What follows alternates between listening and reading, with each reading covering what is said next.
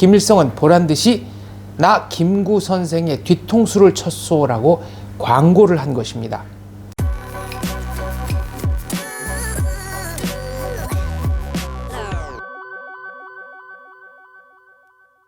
생생현대사 시청자 여러분 안녕하십니까, 장원재입니다. 어제 제가 긴급 방송을 했습니다.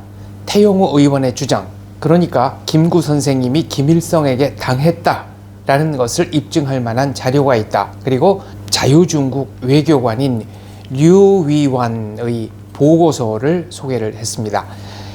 여러분들이 전화도 주시고 연락도 주시고 또 댓글도 남겨주셨습니다. 그래서 김구 선생님이 다녀오셨던 김구 김규식의 남북협상 전 조선 제정당 사회단체 연석회의의 실상이 어떠했는지를 오늘부터 3부작 내지 4부작으로 연속해서 한번 방송해 보겠습니다.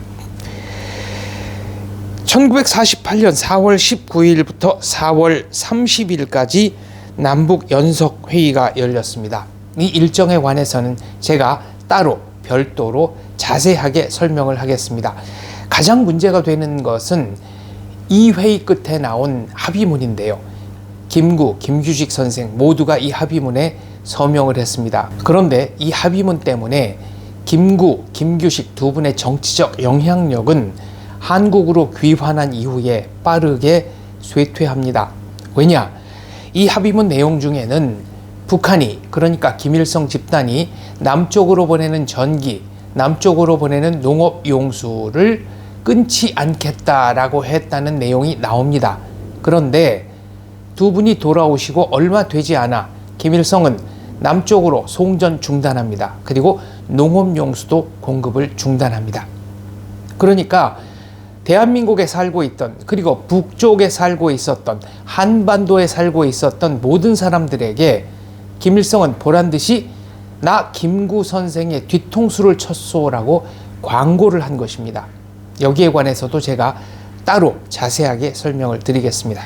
이 남북연석회의의 목적은 1948년 5월 10일로 예정되어 있었던 총선거를 방해하는 것이었습니다. 그런데 여기서 우리가 유의해야 할 점이 있습니다. 유엔은 한반도 전역에서 총선거를 치르기로 계획을 세우고 있었습니다. 그런데 소련이 사실상 장악하고 있었던 북쪽에서는 이 총선거를 거부했습니다. 그래서 유엔은 북쪽에 배당했던 의석을 공석으로 남겨둔 채로 일단 선거가 가능한 38선 이남의 남쪽에서만 총선거를 진행했던 것입니다. 별도의 장을 마련해서 설명하고 싶은 대목이 또 하나 있습니다. 바로 제주도의 4.3입니다. 4.3은 총선과 관계가 있습니다. 단순히 5.10 총선만을 방해하려는 목적이 아닙니다. 북한이 했다고 주장하는 이른바 비밀 총선거와 4.3이 긴밀하게 관계가 있습니다. 이 점 제가 따로 시간을 내서 특집편으로 방송을 하도록 하겠습니다. 이 얘기가 저의 일방적인 주장이냐? 그렇지 않습니다. 그때 북한에는 소련의 유력 인사, 군사고문단 등등 여러 명이 실제로 주둔하면서 북한의 정치를 좌지우지했습니다. 1994년 이 중 한 유력 인사의 비망록이 해제가 됐습니다. 비밀 해제된 문서 속에는 이들이, 그러니까 스탈린이 북한의 정국을 얼마나 좌지우지했느냐, 그리고 김일성, 박헌영 이 밖에 모든 북한의 사회단체와 정당이 스탈린의 꼭두각시 노릇을 얼마나 철두철미하게 수행했느냐가 적나라하게 나와 있습니다. 남북연석회의도 이 두 소련인의 작품입니다. 어쩌면 스탈린의 작품인지도 모르죠. 비밀 해제된 비망록의 내용 어떤 것이 있는지 여기에 대해서도 제가 자세하게 따로 말씀을 드리겠습니다. 김구 선생님과 김규식 선생님 두 분이 북한의 저희를 아주 몰랐을 것 같지는 않습니다. 왜냐하면 두 분이 경교장을 출발하기 며칠 전이죠. 4월 15일자에 당시 서울에서 발행되던 현대일보는 양김씨 이미 항복선언이라는 기사를 냅니다. 그러니까 북한 방송이 남북연석회담이 시작하기도 전에 이미 김구, 김규식 두 분이 김일성에게 항복했다라는 내용을 방송했다는 겁니다. 그걸 신문이 그대로 보도를 한 거죠. 당시 김구, 김규식 두 분의 방북은 매우 첨예한 현안이었기 때문에 이 신문 보도를 두 분이 못 보셨을 것이라고는 생각하지 않습니다. 해수를 1년 전으로 돌려서 1947년 말로 가보겠습니다. 그때부터 김구 선생님은 국내 정치 상황에서 약간 궁지로 몰리는 듯한 모습을 보이기 시작했습니다. 1947년 12월 2일 한민당의 주요 지도자였던 설산 장덕수가 암살당합니다. 자택을 찾아온 배희범, 박광옥 두 사람이 설산 장덕수를 암살했습니다. 문제는 이 두 사람이 김구 선생이 이끌던 한국독립당 당원이었다는 사실입니다. 김구 선생님은 남한 단독정부 수립에 찬성하는 한국민주당 역시 본인의 정족으로 보았던 것 같습니다.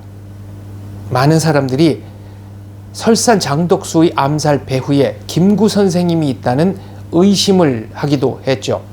의심만으로 끝난 것이 아닙니다. 미 군정청은 김구 선생님에게 법정에 출두할 것을 명령했습니다. 아무리 그래도 민족의 위대한 지도자, 큰 별인 김구 선생님을 법정으로 부르는 일은 간단한 일이 아니었습니다. 국내 여론도 김구 선생님의 법정 소환에 그렇게 호의적이지는 않았습니다.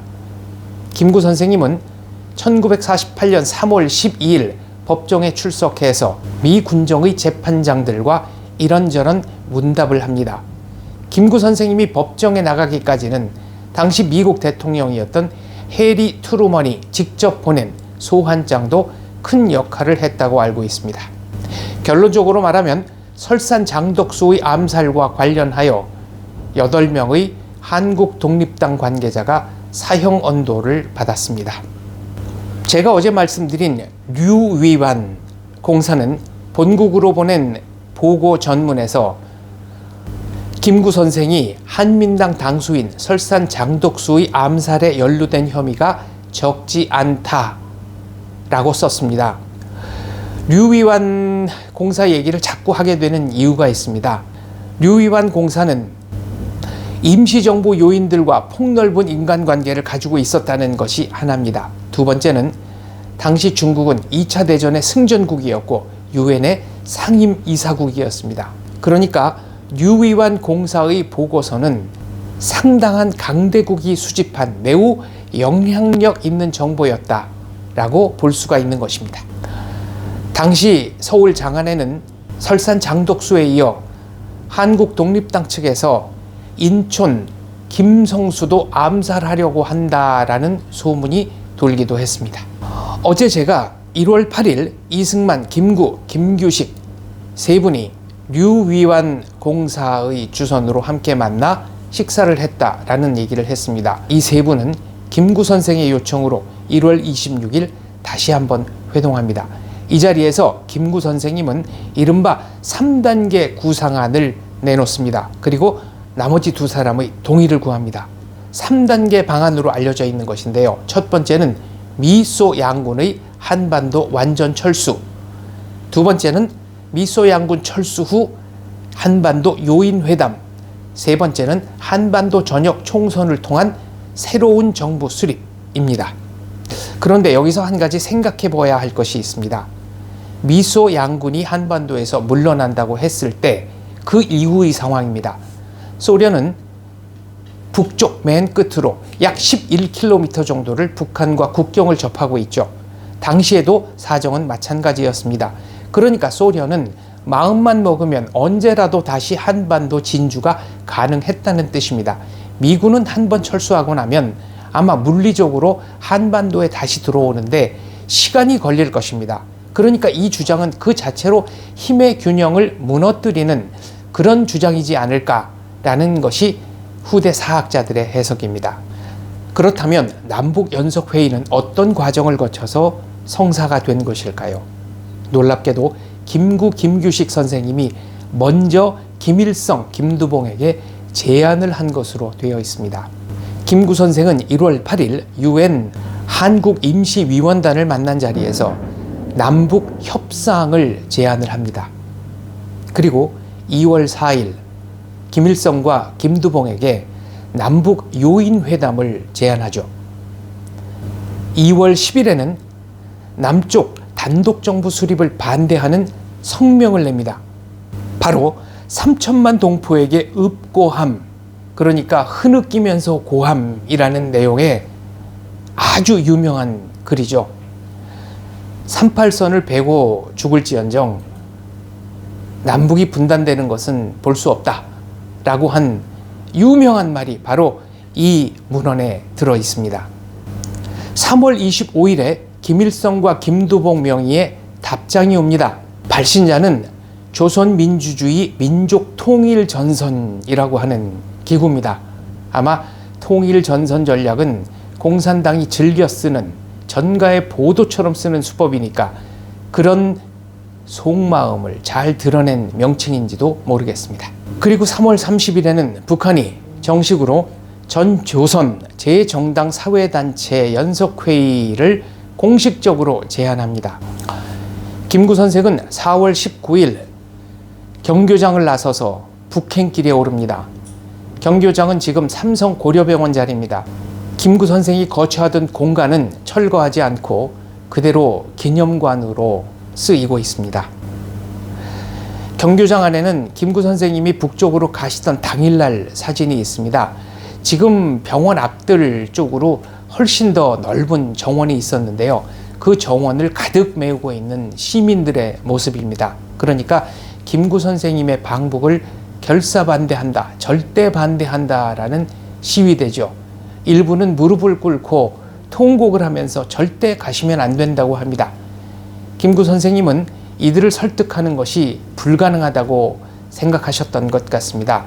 몇 번 시도를 하시다가 아마 제가 알기로는 뒷문을 통해서 시위대를 피해 북행길에 오른 것으로 알고 있습니다. 김구 선생, 김규식 선생 두 분이 역사의 이름을 남기셔서 북행에는 이 두 분만 가신 걸로 알고 있는 분들이 많으십니다. 그렇지 않습니다. 당시에 400여 명이 함께 38선을 넘었습니다. 김구 선생, 김규식 선생님, 조소왕 선생, 그리고 김구 선생님 아드님 김신 장군 같은 분은 남쪽으로 돌아왔지만 약 70여 명은 북쪽에 그대로 남았습니다. 임꺽정의 작가 홍명희, 유명한 경제학자 백남훈, 국어학자 이극로 같은 분들입니다. 김구 선생의 방북에는 홍명희가 큰 역할을 한 것으로 알려져 있습니다.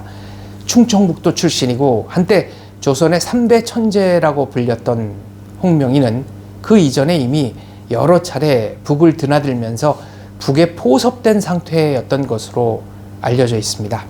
그리고 거물간첩 성시백 얘기를 또 해야 되는데요. 이 얘기는 제가 탈북자들, 당시 역사에 정통한 분들을 만나서 제대로 한번 파헤쳐 보도록 하겠습니다. 여러분, 뭔가 이상하지 않으십니까? 김구 선생님의 제안과 북측의 화답이 마치 탁구를 치는 것처럼 적절한 시기에 주고받고 하는 것처럼 전개가 됩니다. 한반도 전체의 통일을 바랬던 김구 선생님의 순수한 마음을 모르지 않습니다. 왜 그렇게 생각하셨는지도 충분히 이해합니다. 그러나 현실 정치에서 정치적 낭만주의는 국민들에게 이익을 주기보다는 피해를 준 경우가 더 많았다는 사실을 말씀드리고 싶습니다. 제가 아까 남북연석회의의 설계자인 듯한 소련 유력 인사 두 사람의 이야기를 한 적이 있습니다. 그리고 그중 한 사람의 비망록이 1994년 비밀 해제되어 세상에 나왔다라는 말씀을 드렸습니다.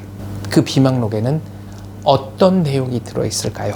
그리고 남북연석회의가 어떤 순서로 진행이 되었는가? 그리고 그 합의문은 어떤 내용을 담고 있는가도 하나하나 차근차근 설명해 드리도록 하겠습니다. 오늘 방송은 여기까지 하겠습니다.